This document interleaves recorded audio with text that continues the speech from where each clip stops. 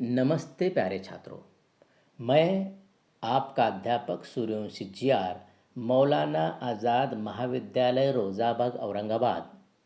आज के इस वीडियो में हम लोग हिंदी युवक भारती कक्षा 12वीं पाठ 8 सुनो किशोरी लेखिका आशा रानी होरा इस पाठ के शेष भाग का अध्ययन करते हैं। भाग नंबर 4 पृष्ठ क्रमांक 42 पर देखिए। पिछले वीडियो में हमने देखा है कि भारतीय सभ्यता और संस्कृति से वर्तमान पीढ़ी कोसों दूर हो चुकी है। नैतिक मूल्यों का लगातार ह्रास हो रहा है। वर्तमान प्रगतिशील समाज को पीछे ले जाने वाली यह नीति रीति रूढ़ी है। इसी पुरानी टूटी फूटी रूढ़ी में आज का युवा जकड़ गया है। युवा पीढ़ी को अभिभावक अच्छे संस्कार दे पा रहे हैं और न ही उनमें नेतृत्व के गुण पैदा कर पा रहे हैं। सामाजिक विषमताओं के बीच घर टूट रहे हैं। आज हम लोग देखते हैं कि कितनी सामाजिक विषमताएं हैं।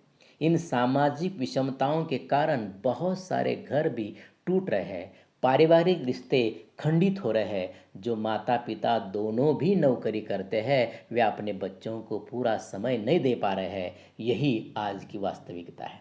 माता पिता दोनों भी नौकरी करते हैं, इसीलिए अपने बच्चों को पूरी तरह से समय नहीं दे पा रहे हैं। यही दूरियां भी बच्चों को दिशाहीन बना देती है। इसी दिशाहीन विवेकहीन आयु में बच्चों इस आयु में सोच समझकर अपनी शंकाओं, प्रश्नों या मन की दुश्चिंताओं को दूर करने के लिए अपने माता पिता, अध्यापक, सखी सहेली, मित्र, रिश्तेदार इनके साथ बातें करना आवश्यक है।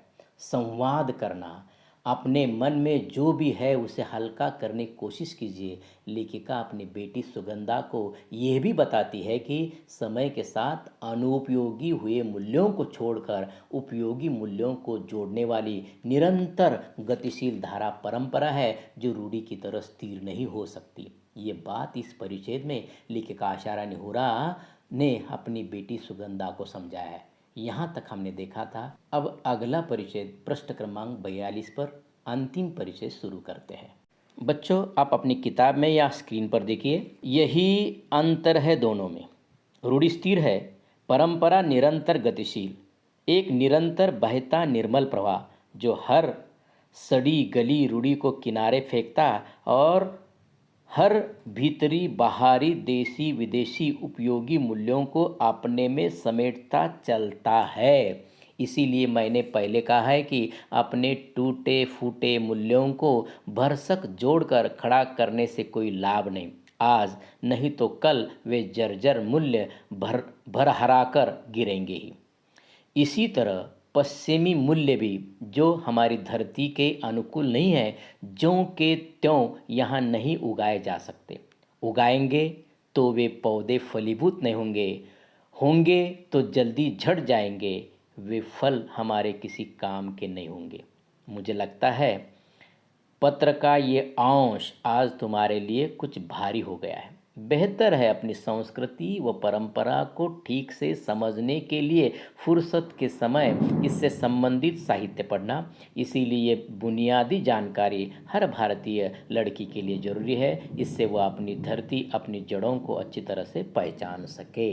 बच्चों इस परिच्छेद में आए हुए कठिन शब्दों का अर्थ देखते हैं। पहला शब्द है परंपरा यानी प्रथा। दूसरा शब्द है निरंतर यानी अर्थ है लगातार। तीसरा शब्द है प्रवाह यानी धारा। चौथा शब्द है भरसक यानी पूरे शक्ति से, सामर्थ्य के अनुसार, यथासाध्य। और उसके बाद का शब्द है भरहरा कर, तेजी से। उसके बाद का शब्द है बुनियादी, मौलिक, फलीभूत होना, परिणाम या विकास होना आदि शब्द। छात्रों प्रस्तुत परिच्छेद में आशा रानी होरा जी ने अपनी बेटी को समझाती है कि रूढ़ी और परंपरा के अंतर को स्पष्ट करती है।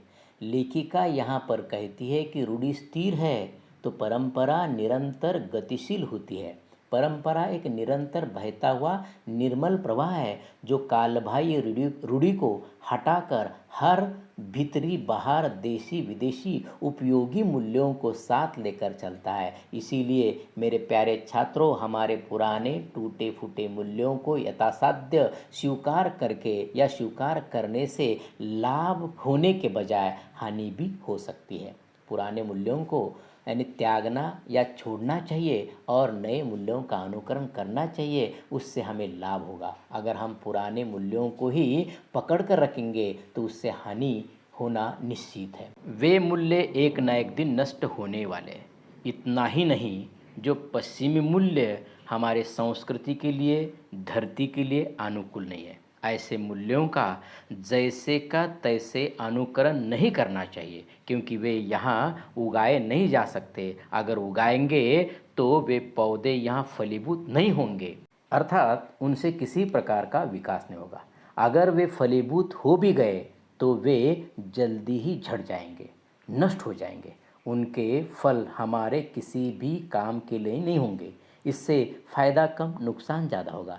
लेखिका आशा रानी होरा जी अपनी बेटी सुगंधा को कहती है, बेटी मुझे लगता है कि ये पत्र का अंश तुम्हारे लिए कठिन हो गया होगा, परंतु बेटी ये महत्वपूर्ण जानकारी हर भारतीय लड़की के लिए आवश्यक है, जिससे वह अपनी मातृभूमि, संस्कारों को, जड़ों को, परंपराओं को अच्छी तरह से पहचान सके। इस प्रकार लेखिका ने प्रस्तुत परिच्छेद में अपने बेटी को रूढ़ी और परंपरा के अंतर को स्पष्ट किया है। चलिए अगला परिच्छेद देखते हैं। यहाँ तुम्हारी सहेली रचना के संदर्भ में यह प्रसंग इसीलिए कि वह इस सीमा रेखा को नहीं समझ पा रही है। एक रचना का ही संघर्ष नहीं है, यह एक पूरी पीढ़ी का संघर्ष है।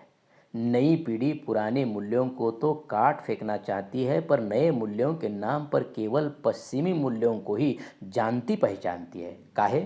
उधार लिए मूल्यों से ही काम चला लेना चाहती है।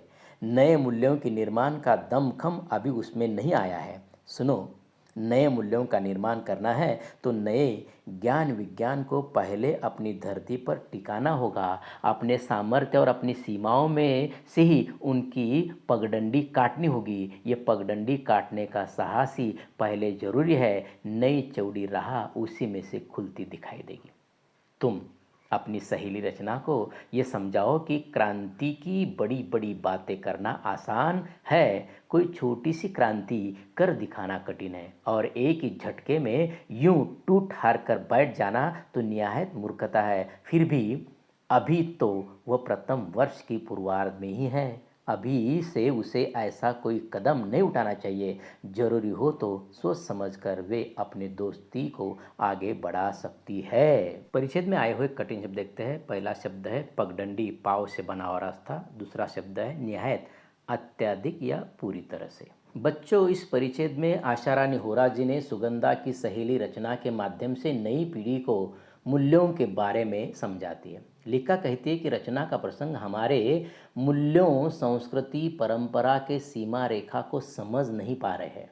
रचना का जो प्रसंग है, जो घटना है जिसका लेखिका ने उल्लेख किया है, उसे हम आगे देखेंगे ही। परंतु बच्चों, ये संघर्ष जो है केवल रचना का नहीं है, तो ये संपूर्ण नई पीढ़ी का संघर्ष है। आज की बहुत सारी लड़कियां इस प्रसंग से गुजर रही है और अपना जीवन बर्बाद कर रही है। सिर्फ अपना ही नहीं, अपने साथ साथ अपने परिवार को भी नैराश्य में डाल रही है। इसका महत्वपूर्ण कारण ये है कि हमारी नई पीढ़ी पुराने मूल्यों को काट फेंकना चाहती है, परंतु बाहरी पश्चिमी उधार लिए मूल्यों को ज़्यादातर जानती पहचानती है और उसका अनुकरण करती है। इन मूल्यों का अनुकरण करते वक्त यह नई पीढ़ी हमारी मातृभूमि, परिवार के संस्कारों के, परंपरा को भूल जाती है और पश्चिमी भौतिक मूल्यों का अनुकरण कर अपना जीवन बर्बाद करते हैं। नए मूल्यों को निर्माण करने से पहले नए ज्ञान विज्ञान को धरती पर टिकाना होगा। उसके लिए उसे अपने समर्थन और सीमाओं से ही उसे पगडंडी काटनी होगी, तो एक नया रास्ता दूसरों के लिए बनेगा। शुरुआत तो किसी एक को करना ही होगा। बच्चों, जिस प्रकार बीज बोने पर उसे अंकुर फूटता है, उसे उस एक से बहुत सारे अनाज की राशि उपलब्ध होती है। लेखिका रचना को ये भी समझाने को कहती है कि क्रांति की बड़ी बड़ी बातें करना आसान है, कोई छोटी सी क्रांति करना भी मुश्किल है। मन के विरुद्ध कुछ घटने पर हार कर निराश होकर बैठना अत्यधिक मूर्खता है। रचना अभी तो बीए के प्रथम वर्ष में ही है। इस कम उम्र में जो लड़के लड़कियां प्यार में पड़ जाते हैं, उन्हें ये पता नहीं होता कि हमारे लिए क्या उचित है, क्या अनुचित है। वे कुछ ऐसे भी कदम उठाते हैं जिससे उनकी ज़िंदगी नर्क तक बन जाती है। इस आयु में लड़के लड़कियां बहलाने फुसलाने में जल्दी आ जाती है, जल्दी ही किसी पर विश्वास रखती है, भरोसा कर लेते हैं। इन्हें अपने अच्छे बुरे का भी ज्ञान नहीं होता, इसीलिए ऐसे आयु में ऐसा कदम नहीं उठाना चाहिए। ज़रूरी है कि सोच समझकर कदम उठाना चाहिए। ऐसी बातें लेखिका अपनी बेटी सुगंधा से समझा रही है। यहाँ तक आज देखा है, यही रुकते हैं। अगला पाठ का अंश हम दूसरे वीडियो में देखेंगे। धन्यवाद।